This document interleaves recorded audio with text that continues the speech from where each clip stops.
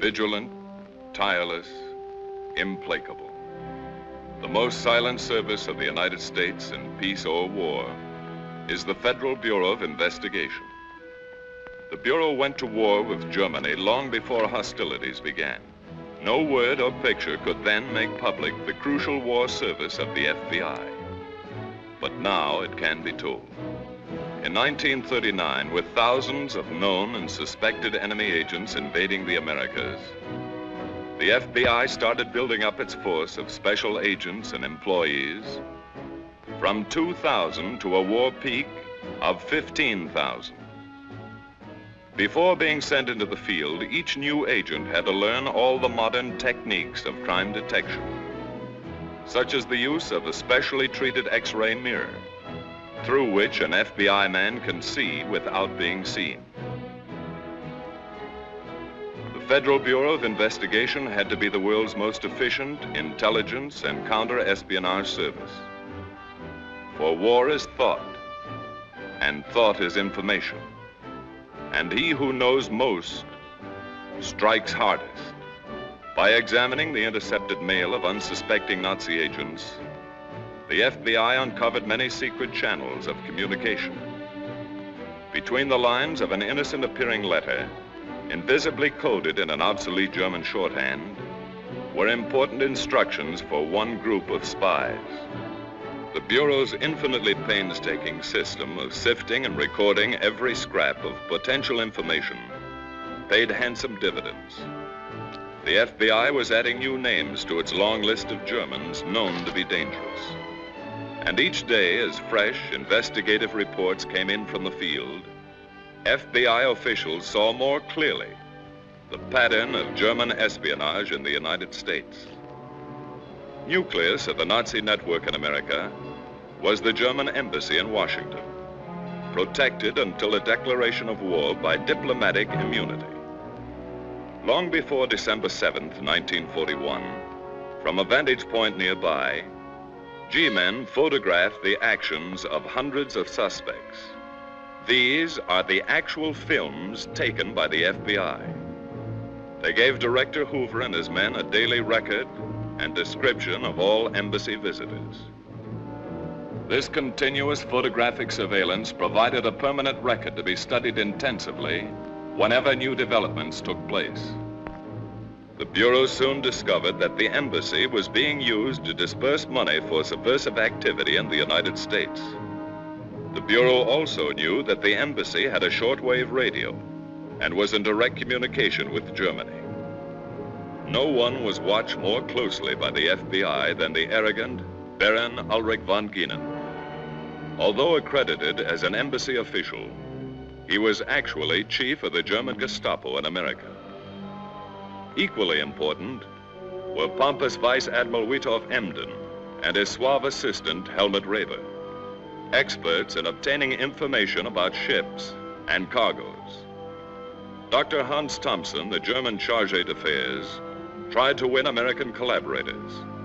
So did his associate, General Karl Bottischer. Parading before hidden FBI cameras were the embassy secretaries. These girls spent evenings in the company of American servicemen. They were having fun, but they were also diligently accumulating information for Germany. The FBI watched them discreetly, knew all about them. By relentless surveillance of embassy officials and all those with whom they associated, the FBI learned that Germany was recruiting American Nazis for its espionage service. In 1939, Nazi fronts like Fritz Kuhn and his German-American Bund were flourishing. The Germans said they were only social gatherings, but the FBI knew that these societies were part of a well-laid German plan to build up a fifth column in the United States.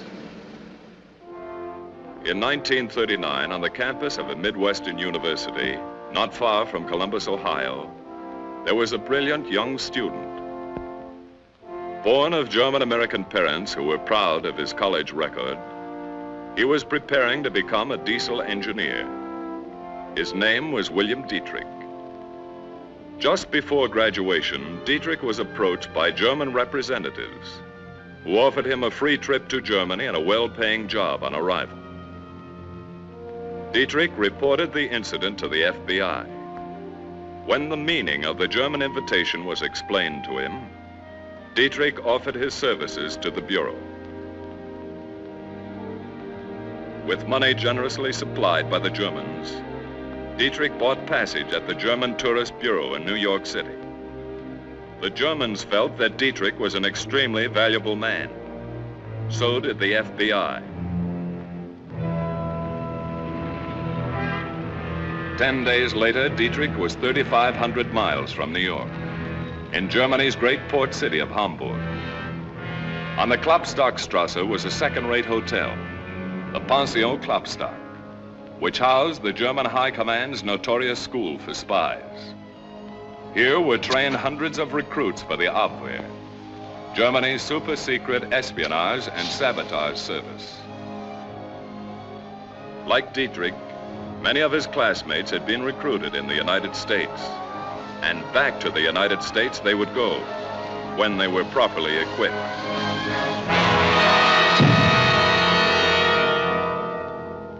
Synthesis of the FBI's counter-espionage offensive in World War II is the Christopher case, which opened, as great cases often do, by accident.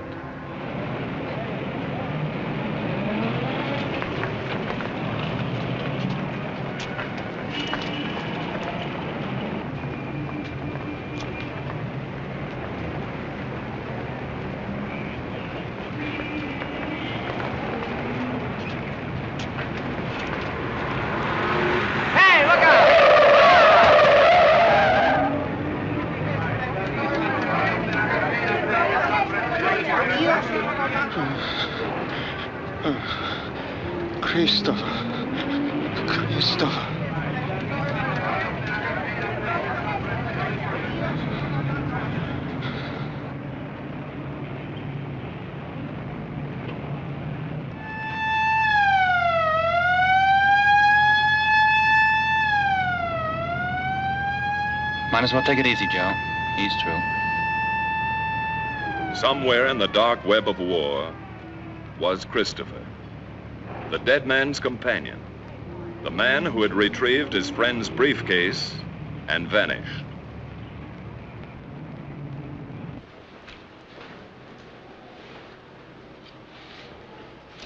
Who was he?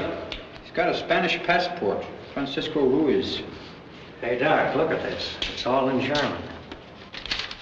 Huh.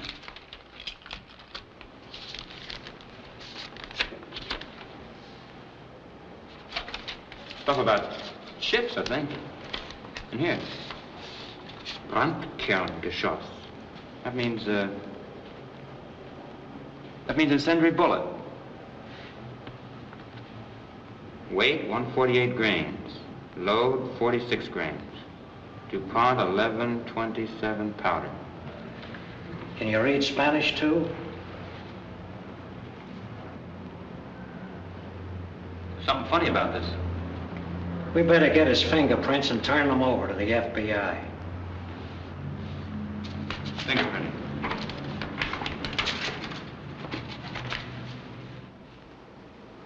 To the desk of FBI Inspector George A. Briggs came the report on the death of Francisco Ruiz. In the FBI Identification Division are nearly 100 million sets of fingerprints, so organized that it takes less than 5 minutes to identify a set of fingerprints with those on file.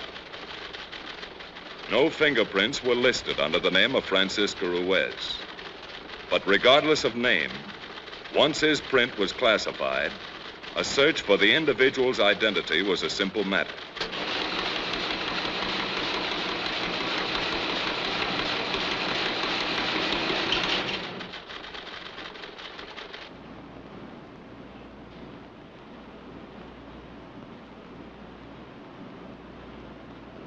There's something coming now. Yeah. It's in cipher. This stuff is fugitive. We better get a shot of it before it dissolves.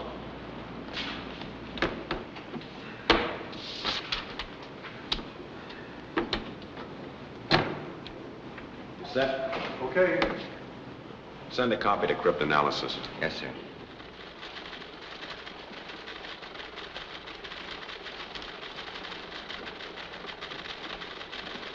Is this what you're looking for? Round C. Oh, it certainly is. Thanks a lot, Quinn.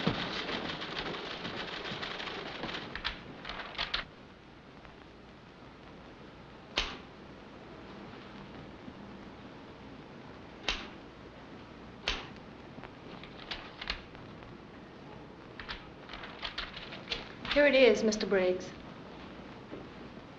Oh, thanks. Herr Christoph wird sich auf Prozess 97 konzentrieren. Herr Christoph wird sich auf Prozess 97 konzentrieren. That translates Mr. Christopher will concentrate on process 97.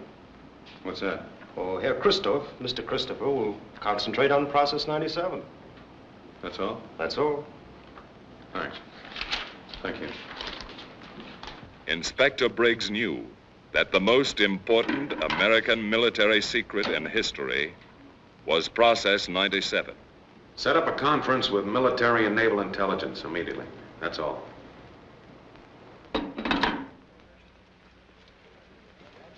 In several remote places, under strict military protection, American scientists were developing Process 97, the secret ingredient of the atomic bomb. An explosive derived from the metal uranium, so powerful and devastating that one relatively small bomb gave promise of having the destructive power of 20,000 tons of TNT.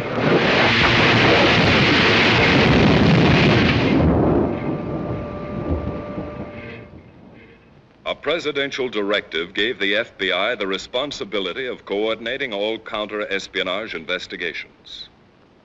At a series of conferences with Army and Naval intelligence officers, the FBI reviewed the case of Francisco Ruiz, from whose effects had come the startling information that foreign agents had learned about Process 97 and were actually attempting to steal the secret. Plans were formulated to erect an impenetrable and absolute barrier.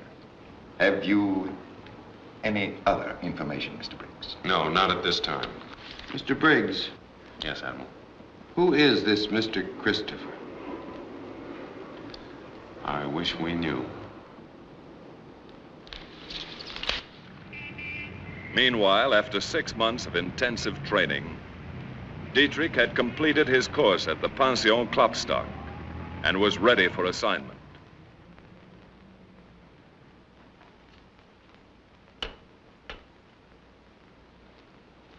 For your first needs, $50,000. You will make 3 contacts only. 𝙁𝙪𝙡𝙗𝙗, Colonel Hammerson, and Adolf Klein. You will keep them in funds. Yes, sir. When you reach New York, go directly to 𝙁𝙪𝙡𝙗 on East 92nd Street. You will establish contact with Hammerson and Klein through her. Yes, sir. These are your credentials. They are on microfilm.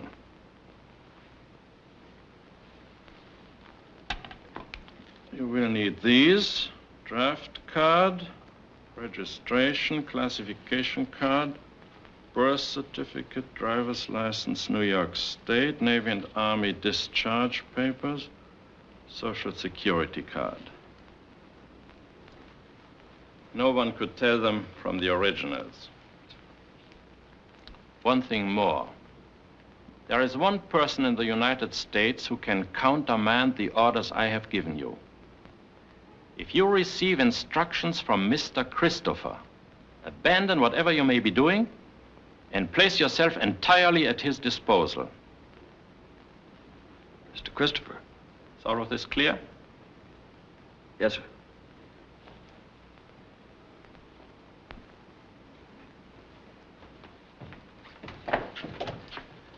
Goodbye, Colonel. Goodbye. Within a few days, Dietrich was in Lisbon, Portugal, communication center for international espionage. He went immediately to an address given him by the FBI.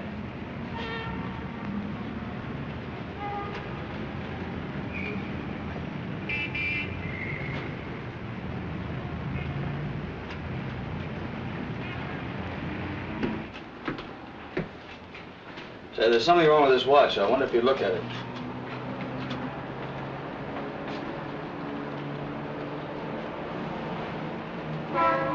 I'll have to examine it. Would you please?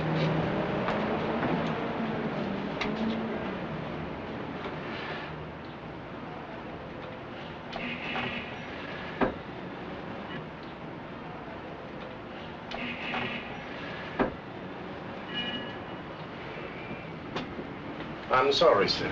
I won't be able to repair this watch. I understand. Thanks.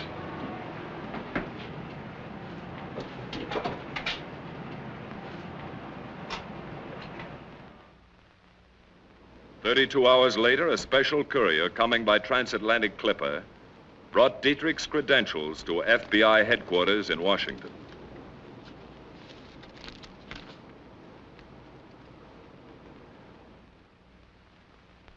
Inspector Briggs was given the responsibility of solving the Christopher case. Behind him were all the resources of the FBI. That translates, William Dietrich is specifically authorized to receive all reports for transmission direct. 2, Sie sind instruiert, sich an ihn für allen Zahlungen zu wenden. That means you're instructed to look to him for all payments. 3, es ist ihm nicht erlaubt, mit den Ihnen bekannten Agenten in Berührung zu kommen. That'd mean he is forbidden to have any contact with agents known to you.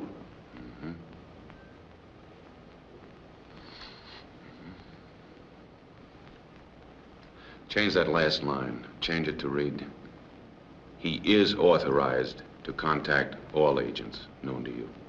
Right.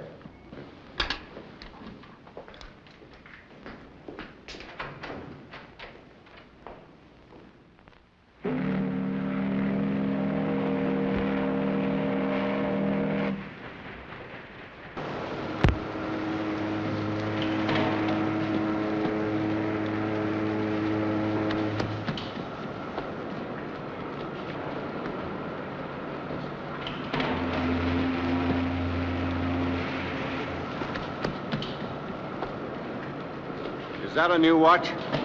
Yeah. Did it cost more than $100? Oh, I don't remember exactly. Do you mind if I take a look at it? Certainly. There you are.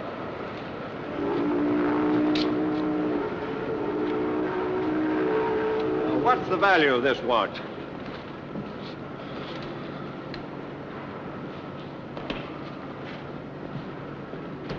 Oh, it's about $90. Thank you. Here's your watch. Oh, thanks.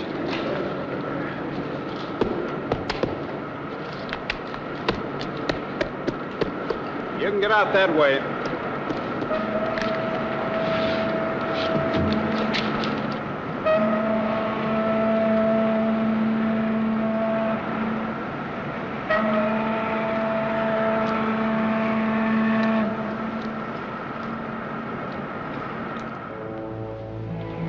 Just off Madison Avenue in uptown New York, there was a 5-story dwelling. This was soon to become known among all FBI men as the house on 92nd Street.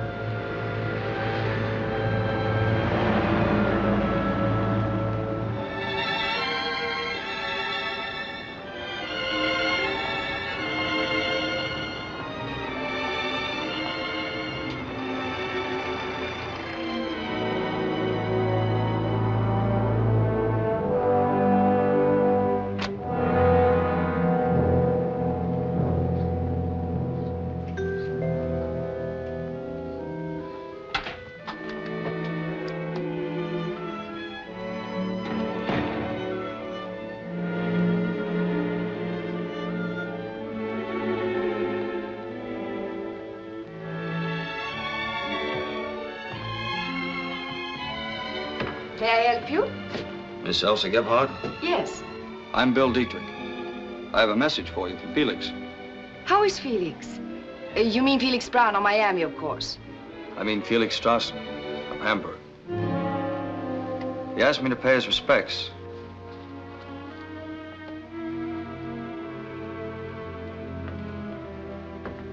I'll give you these. Would you care to sit down? Thank you.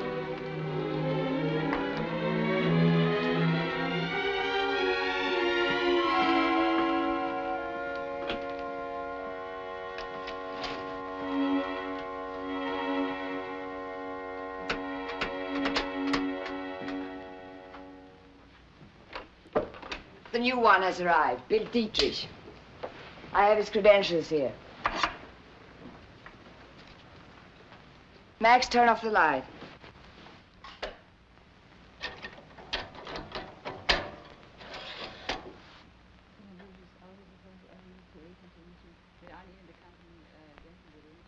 He's authorized to contact all agents known to you?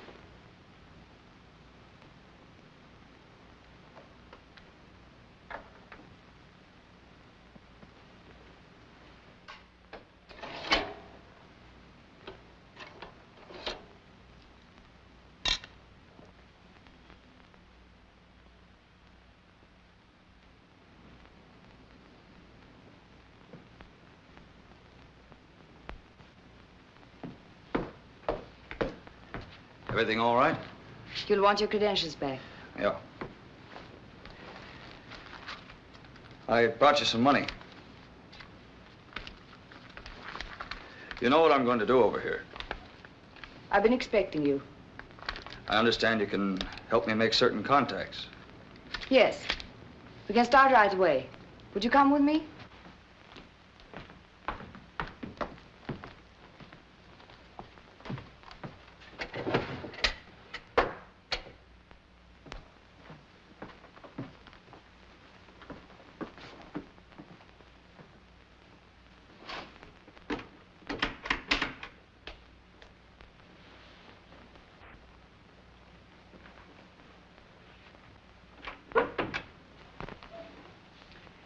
This is Bill Dietrich.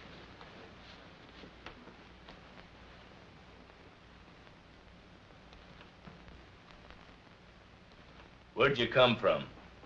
Germany? Where in Germany? Hamburg. Pension Klopstock. Klopstockstrasse. Who gave you instructions to come to America? Colonel Strassen. How did you get here? I came by freighter. From Hamburg? No, from Lisbon, Portugal. When did you leave Lisbon? 3 weeks ago. How long did you stay there? 2 days. I had to wait for the freighter. You stayed undercover? Yeah, at the Grand Hotel. Whom did you contact in Lisbon? No one. You're sure of that? I had strict orders not to contact anybody. When did you get here? I don't see why I have to answer all these questions. Didn't you show them my credentials? Yeah. We seen him. Maybe he doesn't want to tell us when he got here. Is that right, Mr. Dietrich? I have no authority You to... got off of the boat at 10:17 this morning. You left the pier at 10:50. You took a cab to the Martinique Hotel at 32nd and Broad. You checked in and stayed there until 12:30. Then you took a bus to 42nd Street in Times Square and walked to the Silver Dollar at 46th Street and had a cup of Java. Then you come here. Why didn't you come right here? Why did you go to a hotel? Well, I wanted to take a bath, and then I... Well, it looks like you know all about me. Yeah, we're gonna keep on knowing. Before you arrived, we worked in small groups, unknown to one another. I see. What's so special about you, Mr. Dietrich, that you are allowed to know all our agents? Those are the orders. It looks like we're all taking a chance on you, mister. Everybody takes a chance. Hamburg wants their agents to be in a position to send information direct, through me, in the event of emergencies. Who are these people? Max Coburg, Konrad Arnold. They used to be with the 𝙁𝙪𝙡𝙈. Johanna Schmidt. She has special duties. Gestapo. I know about you from Hamburg. What do you know? Usual things. What's your job? We got to get stuff through faster. Radio's best, so I'm going to set up a short-wave station. I'll need some help. What kind of help? Radio parts, mostly. It'd look suspicious if I bought them all myself. What do you want? Well, I have a list here. I'll let you know where you can send them.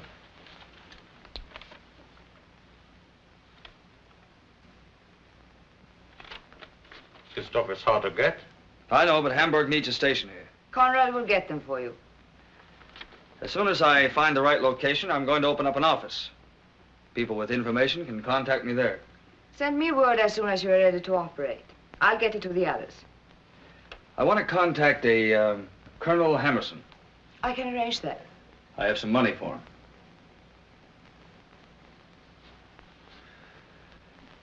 Well, I want to get started as quickly as possible. Certainly.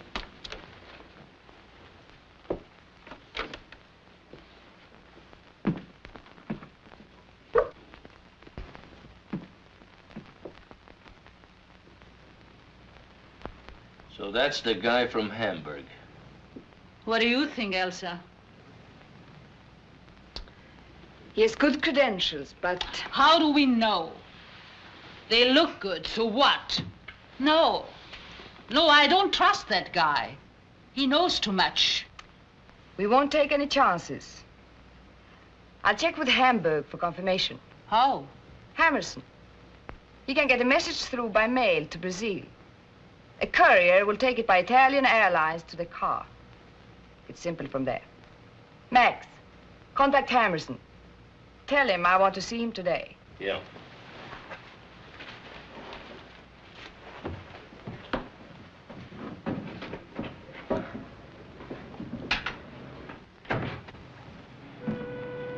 Following a prearranged plan for maintaining contact with Dietrich, Inspector Briggs set up a special office in New York City. Here's some air raid literature for you to pass out. Right. Now, I want to know who actually lives in that house and what floors they live on. Shall we get a layout of the outside? No, we'll get that later. Okay, we'll get right up there.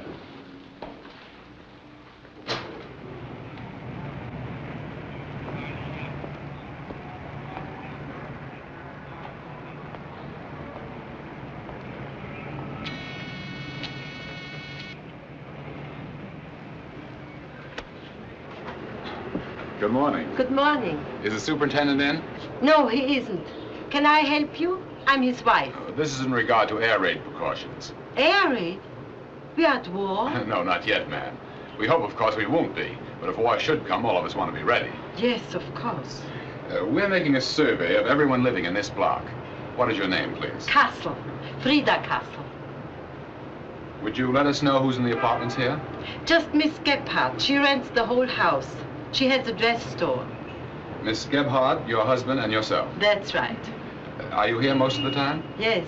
My husband is a pianist. He goes all over places. I see. Well, I guess that's all. Oh, here's some air raid literature if you'd like. Yes. Be particularly careful about lights. Yes, sir.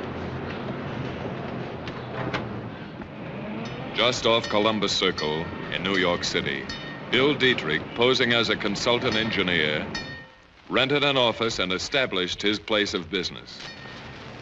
The office looked legitimate. He was almost ready to receive callers.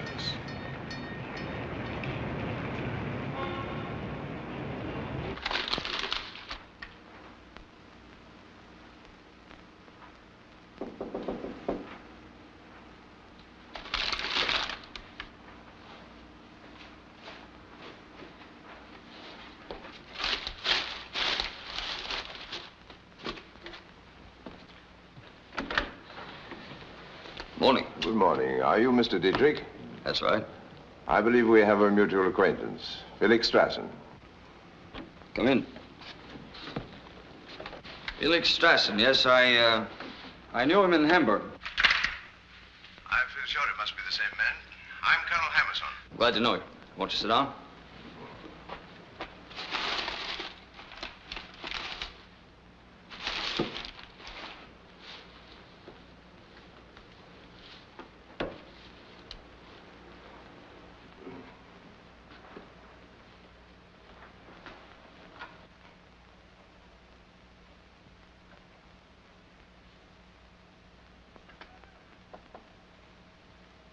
Looking for something, Colonel? I'm just naturally cautious.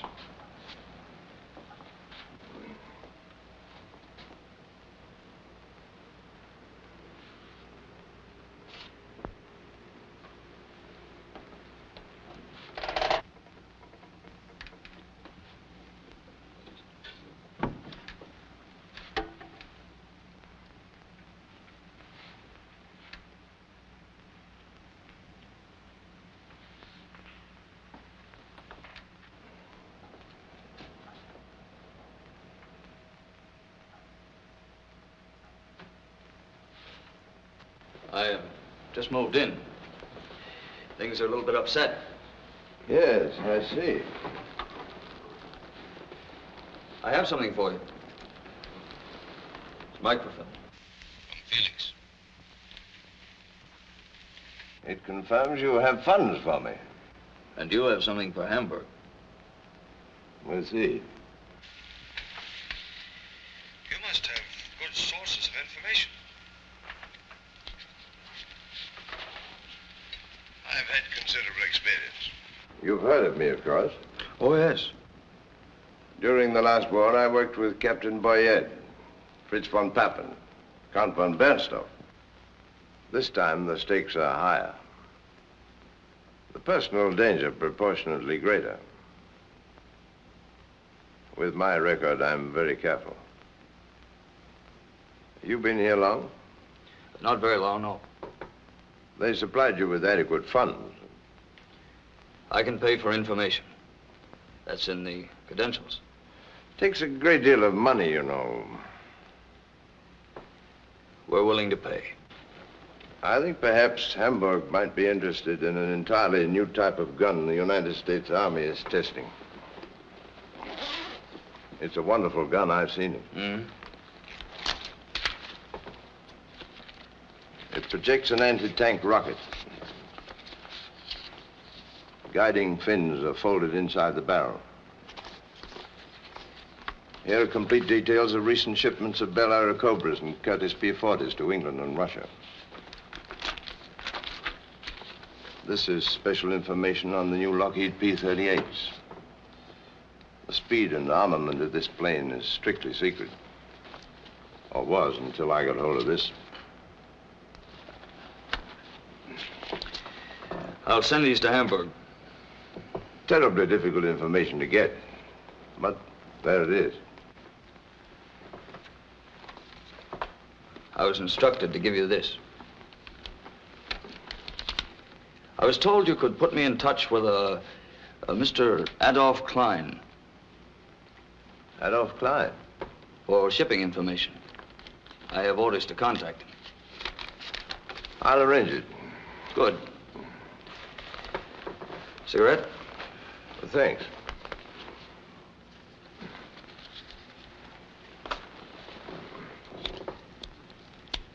How can I get in touch with Christopher? Why? He's my boss. I've never even met him. He's my boss, too. Yeah? I haven't met him either.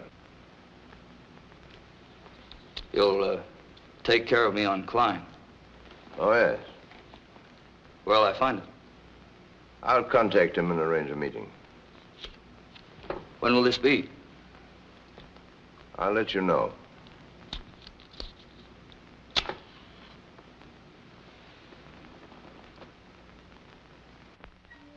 In a secluded cottage less than an hour's drive from Manhattan, Agent Dietrich set up a shortwave radio transmitter. Hamburg complimented Dietrich on the speed and efficiency with which he got his reports through to Germany and their instructions back to the United States. They did not know that Dietrich's little shortwave radio had a limited range and that all his messages were beamed to a secret FBI long-range radio station not far away. From this point, the FBI relayed Dietrich's messages to Germany on the wavelength and schedule, and in the code that the Germans had given him. He, in turn, received all replies and instructions from Germany the same way, through the counter-espionage station of the FBI. But all messages in both directions were first teletyped to Washington for immediate examination.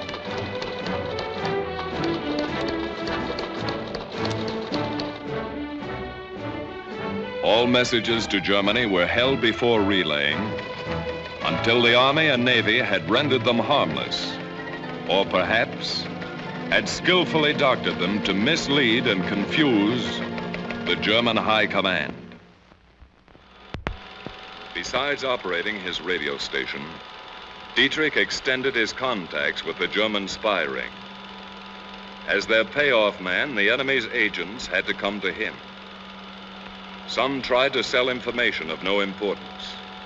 Others brought highly secret data. The FBI's hidden movie cameras and microphones recorded all Dietrich's visitors.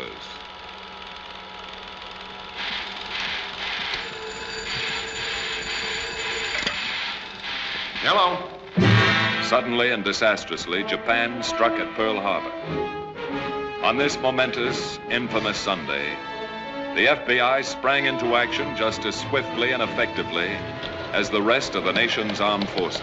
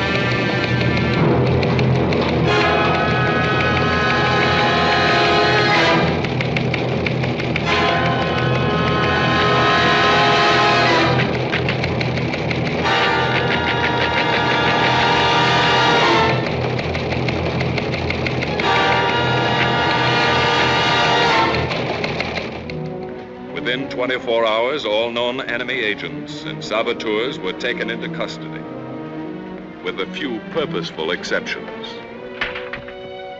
Important agents like Colonel Hammerson, Elsa Gebhardt, Konrad Arnulf, and Johanna Schmidt were left at liberty. This was to justify the continued liberty of Bill Dietrich, and because, watched closely, they could still help more than harm the American people. They still knew, or might know, things and people not yet known to the FBI, such as Adolf Klein and Mr. Christopher.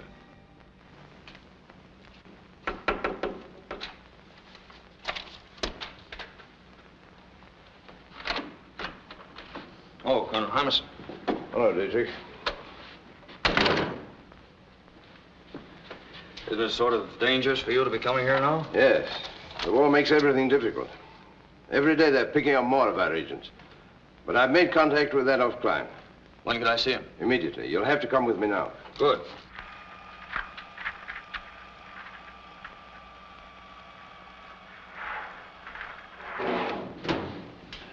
Where are we going?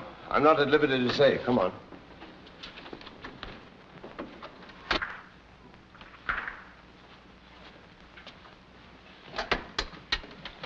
Calling car 70. Calling car 70. Come in, car 70. Over.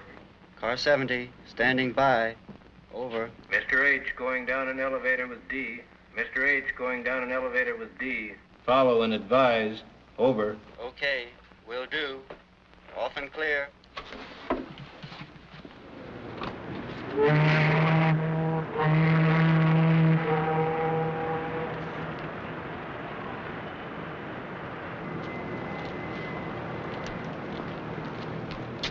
Here it is. How'll I know Klein? There'll be someone there to introduce you. Well, aren't you going in with me? No, I shan't see you again for a long time. We got to be very careful from now on. Good night. Good night.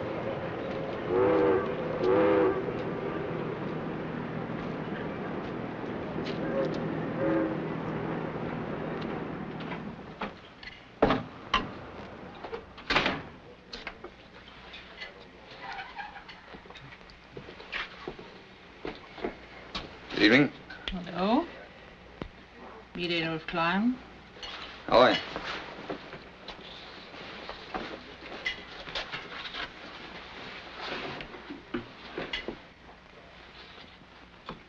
Glad to know you, Adolf Klein.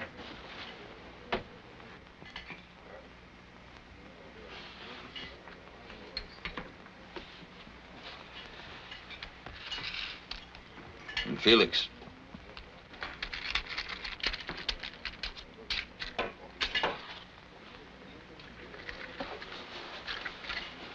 Is that all? Mm-hmm. Well, it takes money to operate. You talk. I'll pay.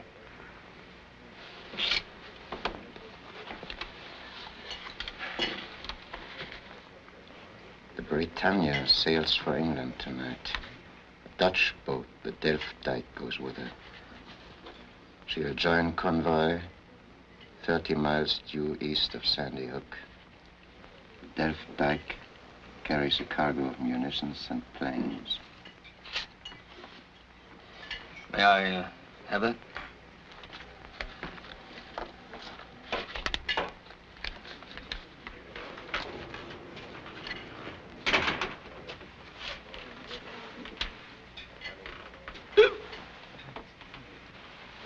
Who's that?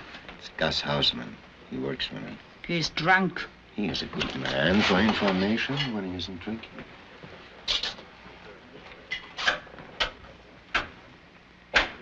Hello, Gus. Shove over, Eythe.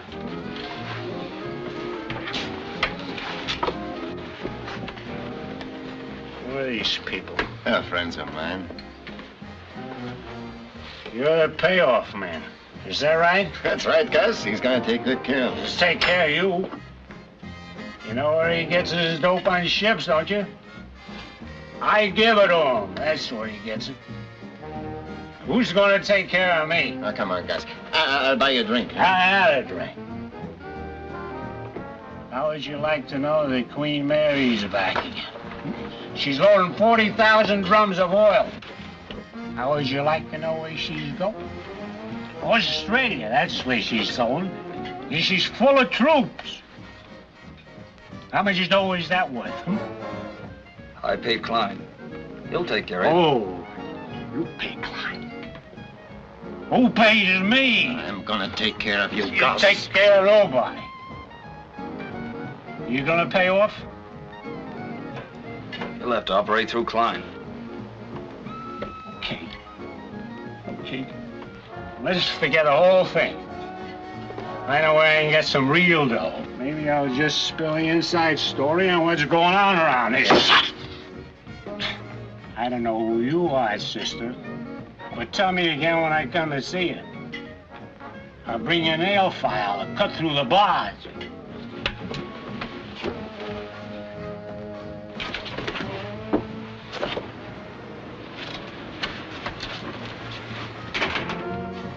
Look, she knows what she is doing.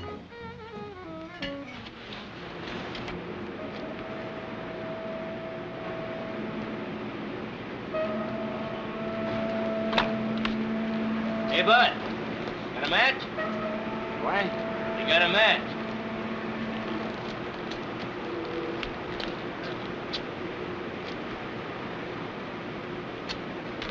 You want a light, huh? Yeah, bud.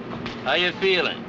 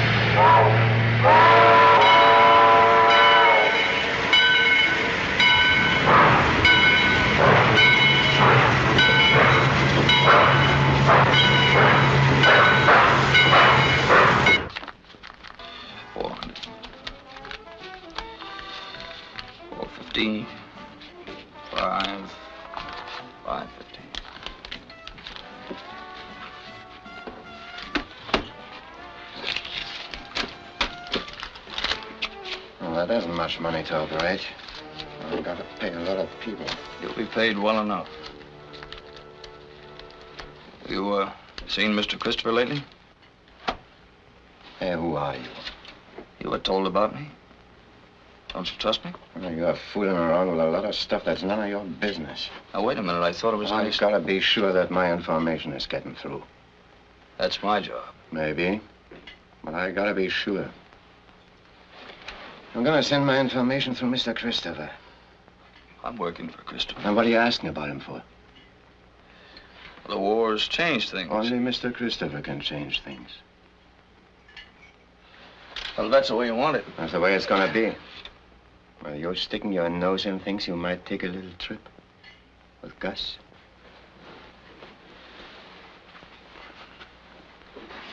Good night, Klein. I don't even know you.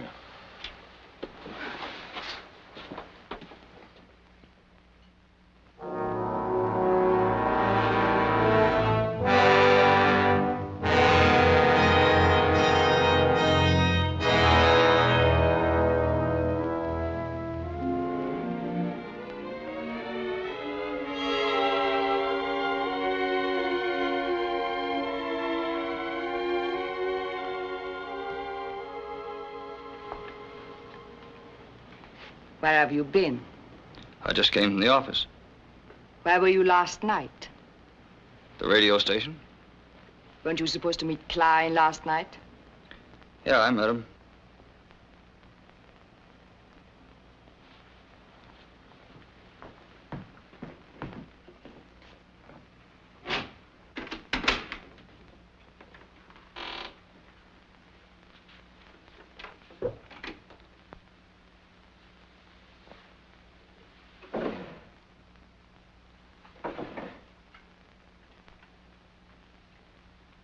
To get this to Hamburg just as fast as you can make the transmission. What is it? If we hadn't done anything else in all the years we had been here, this information would be more than worth it. It's up to you now. This is your chance. I'll get it through. Cigarette? Thank you, I don't smoke.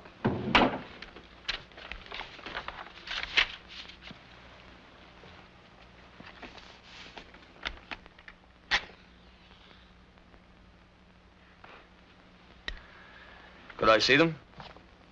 You'll have these papers back here tomorrow night.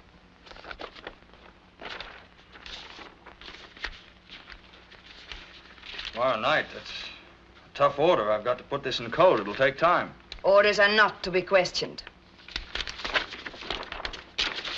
Save time if I could burn them when I was finished. This information will also be sent by mail tomorrow night. These orders come from Mr. Christopher. Christopher? Yes. They were delivered to me less than an hour ago.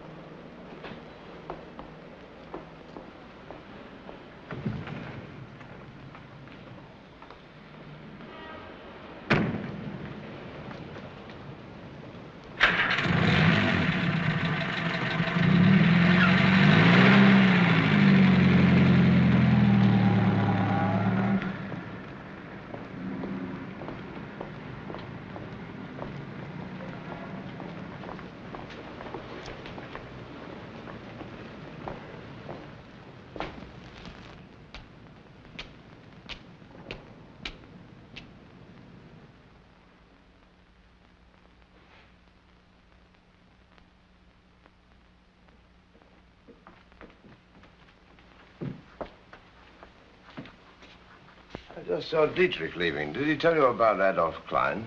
No. What about him? He was picked up last night. Violation of selective service. FBI. Dietrich was with him. When he was picked up? That I don't know. He didn't tell me. I wonder if he knew. We've got to be careful about Dietrich. Have you been able to get through their confirmation copy yet? Well, it takes time. With the war on, there are a lot of restrictions. I won't be satisfied until I have it in my hands. Have you any reason to suspect him? No. There may be nothing at all to worry about. But until that confirmation copy comes from Hamburg, he must be watched. We are doing our most important work right now. Dietrich is a vital part of that work. If he fails, we all fail. Max. Yeah? Get down to the radio station. Cover Dietrich and keep him covered.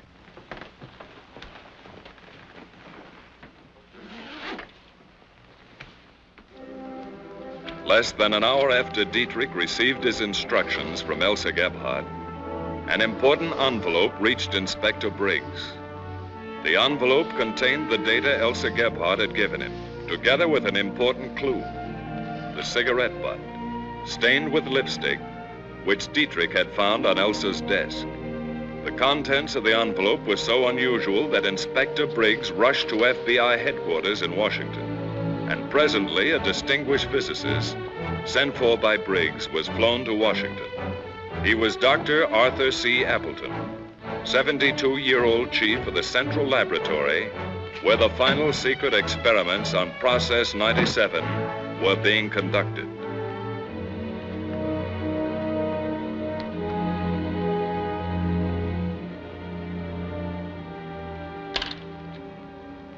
Gentlemen, these papers contain data on Process 97.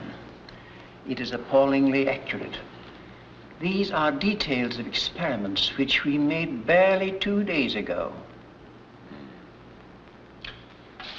Dr. Appleton, we must send this information on through to Germany. Now, would it be possible to change a few details in order to set their scientists off the track without arousing the slightest suspicion? Of course it is. It would? We've been thrown hundreds of times ourselves by the slightest error. Now, we're going to need your help to change that data. Do you think you can do it tonight? I can start immediately. Inspector Briggs ordered the Central Laboratories placed under strict and continuous surveillance. Through an X-ray mirror in the rear of an ordinary delivery truck, movies were taken of even the most trusted individuals working on Process 97. This method of surveillance enabled the 400 FBI agents now assigned to the case to become familiar with the faces of every worker permitted to leave the plant. This facilitated the FBI's difficult job of tracing all of their activities and all of their contacts.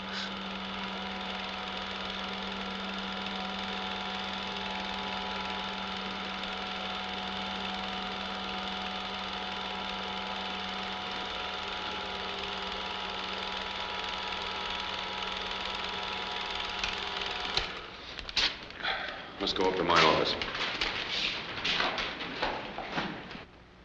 The cigarette which Dietrich was shrewd enough to take from 𝙁𝙤𝙡𝙀's desk was examined by FBI technicians. Without a doubt, the woman who had delivered the data from Mr. Christopher was the woman who had left the cigarette. It was still the only lead to her identity. First, a portion of the stained cigarette was examined by spectrograph to determine what properties it contained.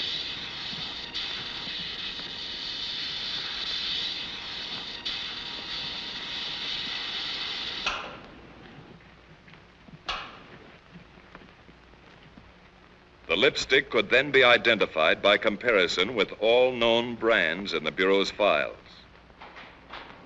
That's fine. Send it along as soon as you can. Here's the lab report on the lipstick.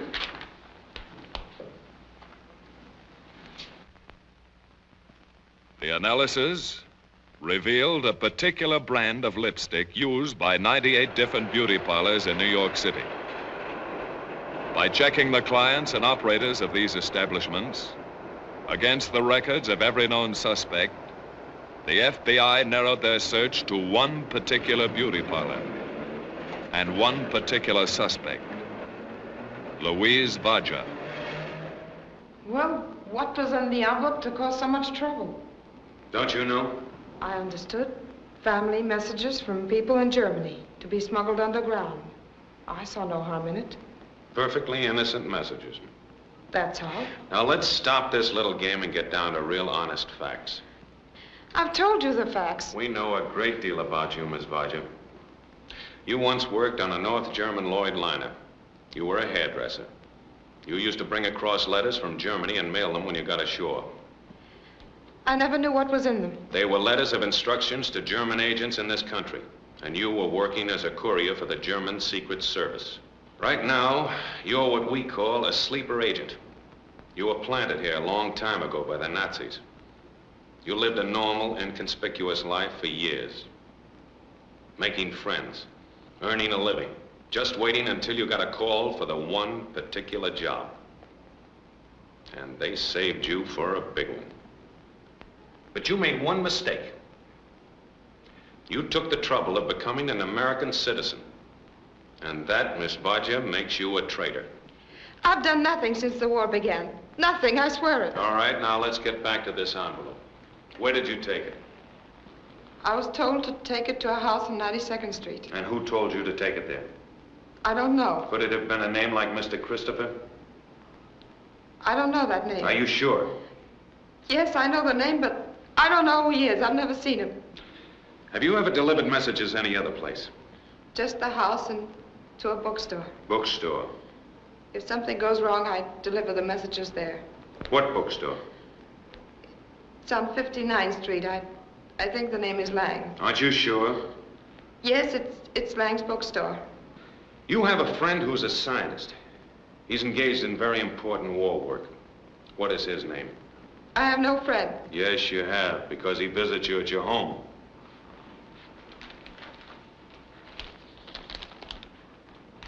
There's your friend. And there is your home. And the name of your friend is Charles Ogden Roper.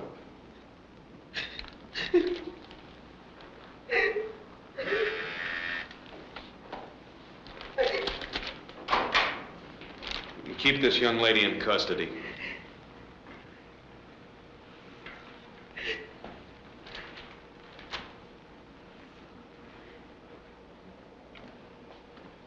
I want a surveillance made of Lang's bookshop on 59th Street. Right.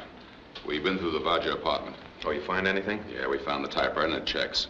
That's the one that was used to copy the data. Then Roper is the man who's been getting it out. Shall we pick him up? No, we can't pick him up until we find out how he does it. Yeah, we've got a man under 24-hour surveillance. He never leaves that laboratory without being thoroughly searched, and still he's getting the stuff out. That's our problem. That's what we have to solve. How does he do it? How does he do it? The following day, an unusual message from Germany was picked up by the FBI monitoring station and relayed on to Dietrich. It was also teletyped to Briggs.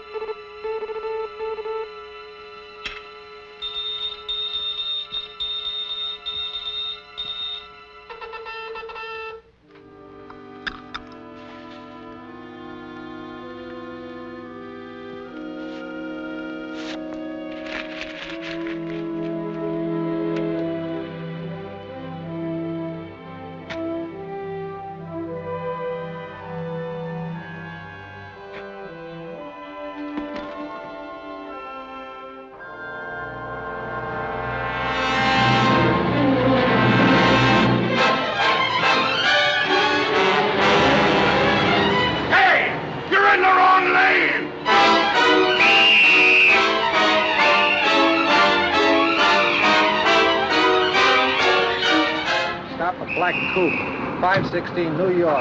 Last three numbers, one man driving.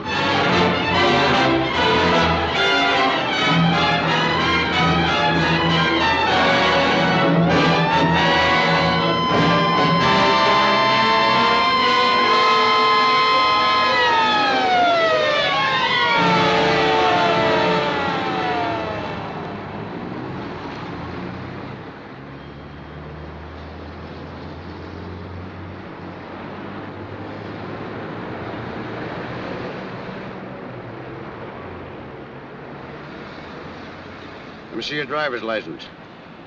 I haven't got it with me. Well, let's see your registration card. I haven't got that either. Okay, buddy, you better come down to Station House with me. We want to check up on you. Have you anything to say? I prefer not to say anything till I talk to my lawyer. All right. what's your lawyer's name and telephone number? Rector 23515. Ask for Mr. Briggs. You received that message from Hamburg today? That's right. Have you done anything about it? Well, not yet, Mr. Briggs. I was about to contact you for advice when the message came to meet you. Oh. We think that this may be the lead that we've been looking for. It might be. What does it mean to you? 𝙁𝙪𝙡𝙀. That's a familiar word in Hamburg for a very special type of agent. No. It's the name of a performer who accomplishes spectacular feats of memory. Memory artist. Memory artist? Hamburg's always looking for people with unusual memories. They take a special course just to improve their memories further.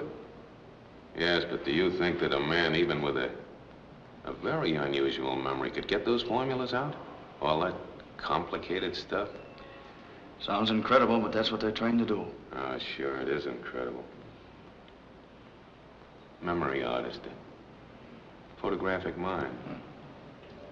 A little bit at a time, well, it may be a lead, maybe it's a solution. What'll I do about the message? Well, you just send it through your regular channels. Oh, anything new on Christopher? No, not yet. Mm-hmm. Well, I'll arrange for your bail and fine. Oh, when you give the message to Elsa, why, be very sore at the police, huh? Yes, sir. Don't overplay it, you know.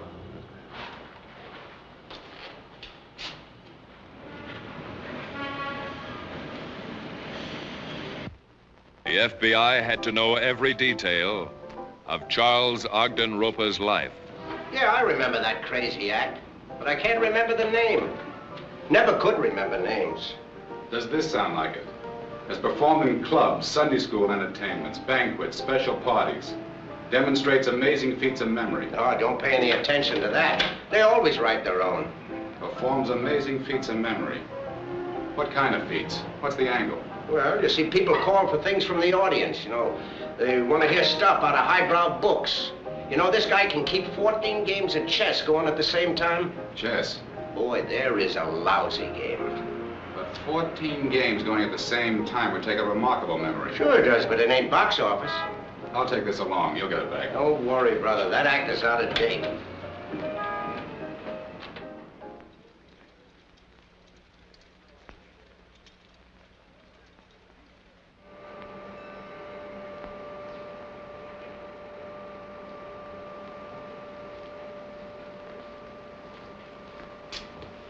Mr. Roper.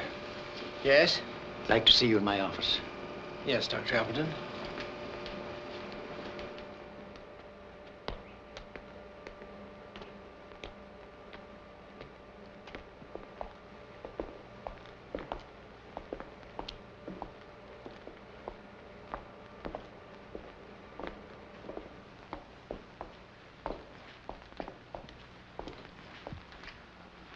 This is Mr. Briggs of the FBI. Mr. Roper, my credentials. Sit down, won't you?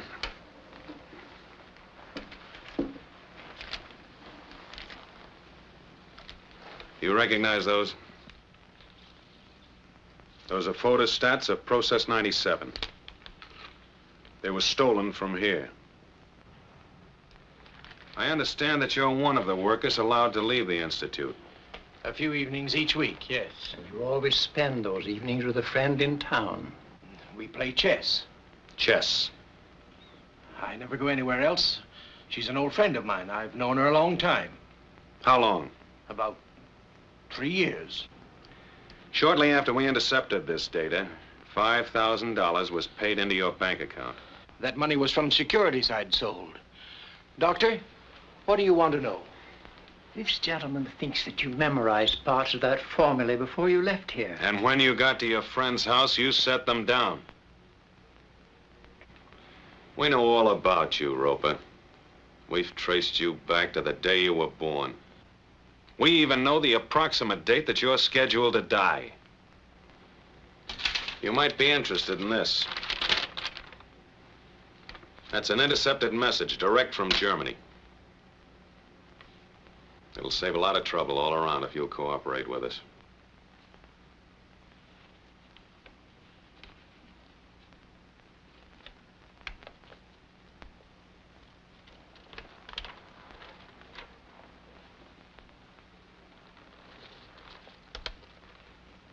What do you want to know? You typed the formula on a typewriter owned by your friend and gave them to her, didn't you? Yes. What other contacts have you made? I received several messages at my friend's house. From a man by the name of Hammerson? I don't remember. You don't remember? A man who can keep 14 games of chess going at the same time, and you don't remember? You've been playing with a very dangerous group of German agents. We know, we've seen them work. They don't mind murder. You were the next one on their list, as soon as you finished your job. Did you ever get a message from a man by the name of Christopher? Yes. Now, isn't it possible that Mr. Christopher and Colonel Hammerson are one and the same? I don't know. I've never seen either of them. Did you ever deliver Process 97 data to any other place besides Louise-Vache's apartment? Yes, after she was arrested, I received instructions to take the data to another address. I made my last delivery this morning. And where was that? Lang's bookshop on 59th Street. I put the material in a book. What book? Spencer's First Principles. And what was it you delivered? What was it, Roper? I gave them the latest data on our final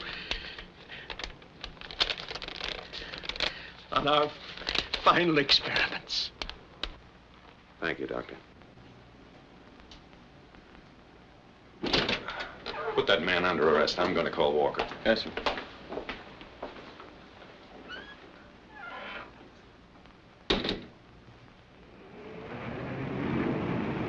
For some time, Lang's bookshop on busy 59th Street was under constant surveillance. Every person who entered or left the store was being photographed by FBI agents from an office directly across the street.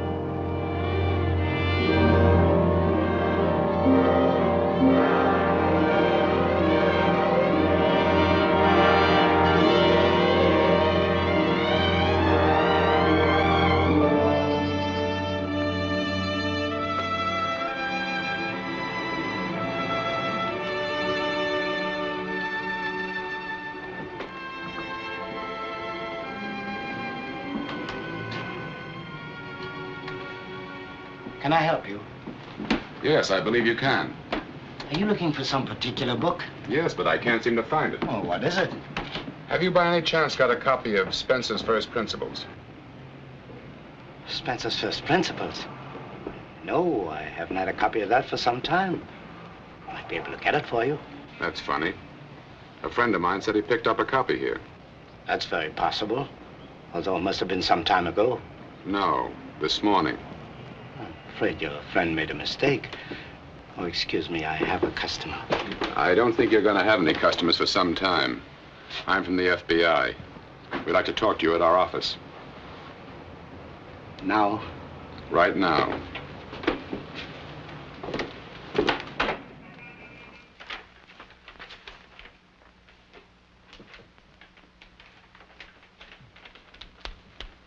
Johanna, we've got to get this through today. Where's Bill? At his radio station. Now, you and Conrad take this out there. Stay there while he puts it into code. Make sure that he sends it, because everything depends on you getting that through. He'll send it. Then bring it back here. Has the confirmation copy on Bill come yet? No. We expect it any time now. The clipper has been delayed. Do you think we ought to take this chance on him? There's nothing else we can do. He's still our fastest channel to Hamburg. We've got to take a chance. Okay, let's go.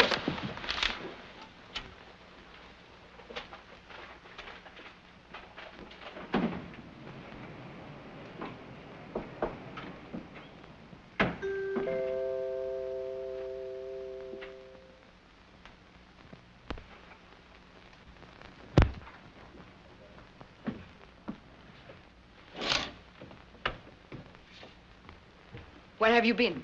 I've just seen the courier from the Clipper. He brought the message. Well, give it to me. Come on.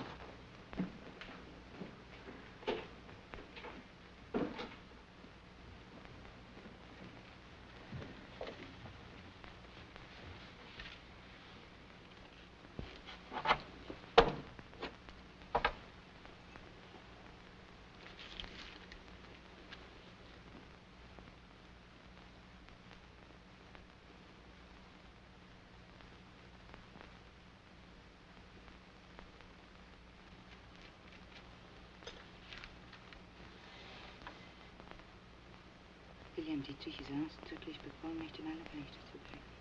Es ist ihm nicht erlaubt, mit den Ihnen bekannten Agenten in Berührung zu kommen. He's forbidden to contact any agents known to you.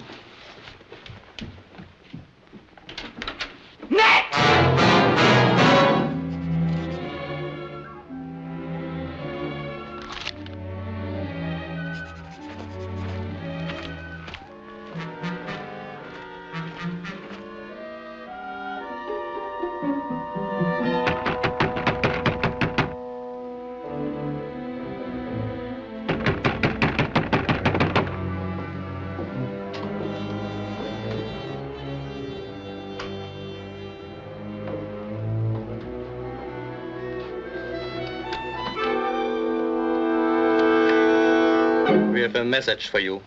You got no business to come here. We were ordered to come.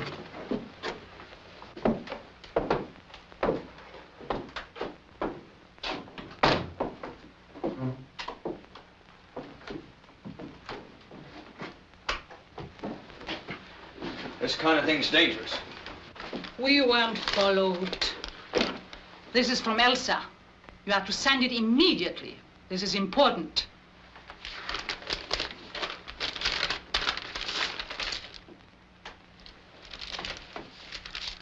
I have to put this in code. That takes time.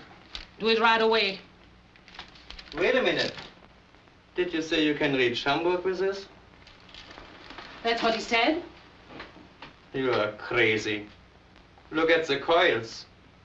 They're only 2.5 meters. This wouldn't carry more than 20 or 30 miles. This isn't the stuff we got you. That's right. I made a few improvements. This setup wouldn't carry across the Atlantic. How do you know?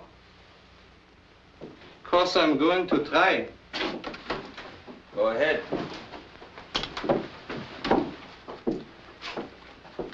The call signal's AOR.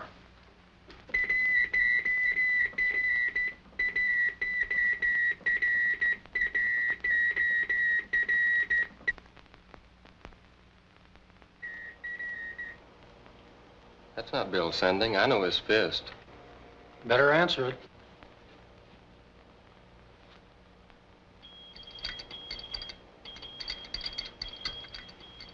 What's that? That's not Hamburg. There's no mush. It's coming from somewhere nearby. Where's it coming from? How would I know? It's not up to me to ask questions. I follow instructions the same as you. Maybe it's a relay station, picking up messages from a small set like this and boosting it across when conditions are right. That's a new one. Transmissions across the Atlantic are uncertain. I can't sit here all day waiting to send messages.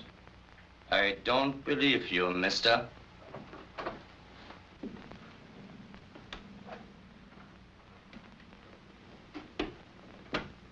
Elsa wants to see you. What for? She don't want you to send no messages. What's up, Max? Got a message from Hamburg. Him. Yeah. Elsa wants to see him. Get going.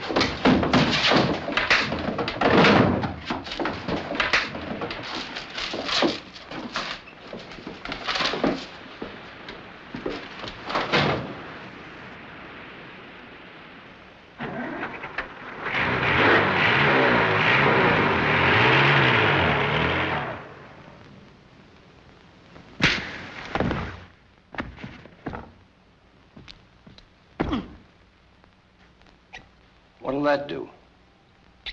It'll make him talk. It takes time. 3 injections. In about an hour, he'll be answering questions. What'll it do to him? He'll tell you the truth. Scopolamine. Drugs part of the brain. I want to know about that envelope and his radio and a lot of other things. We've got the picture of the last pickup at the bookshop. Lang's identified the man. Good.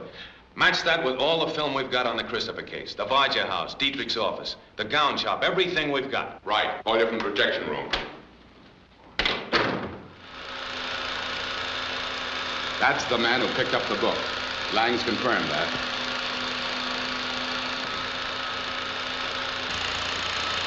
And that's the match.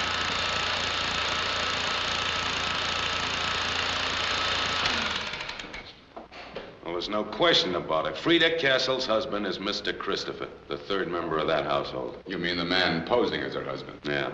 Come on. We're going out and pick up Mr. Christopher.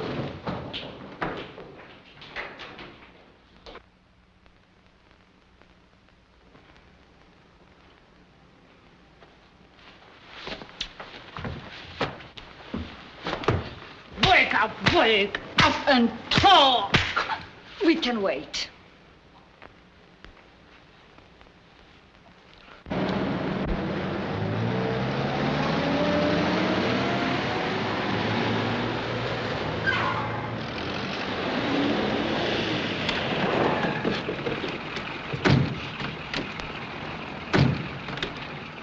You're not going anyplace. Come on.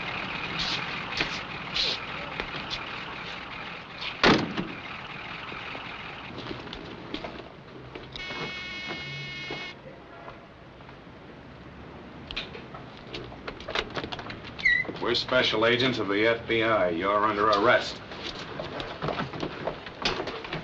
Where did you send that information?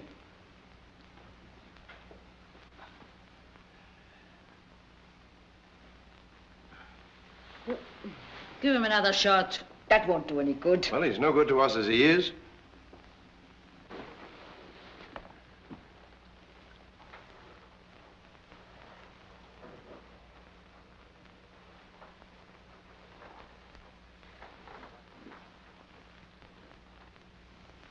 What's the range of your radio?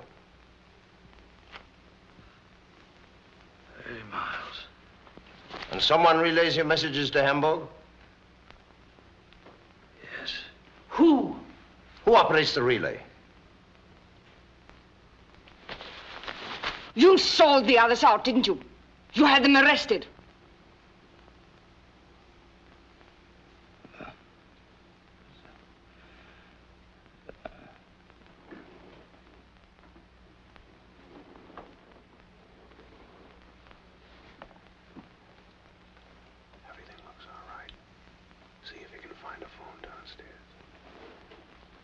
If he doesn't tell us what we want to know, shoot him.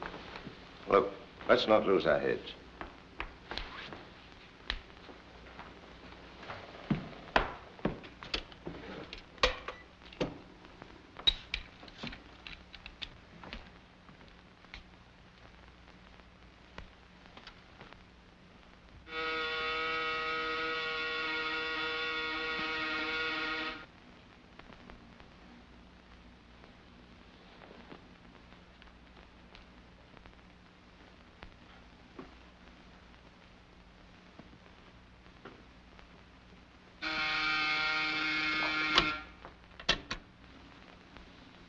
Yes? I'm a special agent of the FBI. The apartment is surrounded. What is it? We'll give you exactly 2 minutes. Women will come out first. The men will follow, hands above their heads.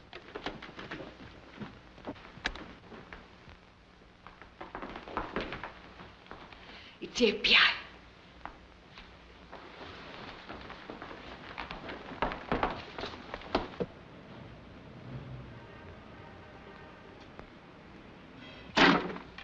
You've got 2 minutes. Burn everything. Put it in the fireplace.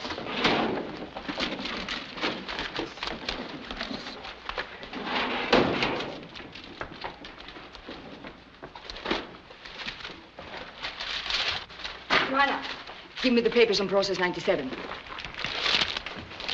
We've already failed once today. We cannot fail again. Nothing matters except getting this information through. Our lives, nothing. There's one chance left. To contact the courier from Hamburg. I've got to get out of here. You'll have to cover for me. Delay them all you can. It may mean the lives of every single one of us, but this information must be on its way to Hamburg tonight. Simon!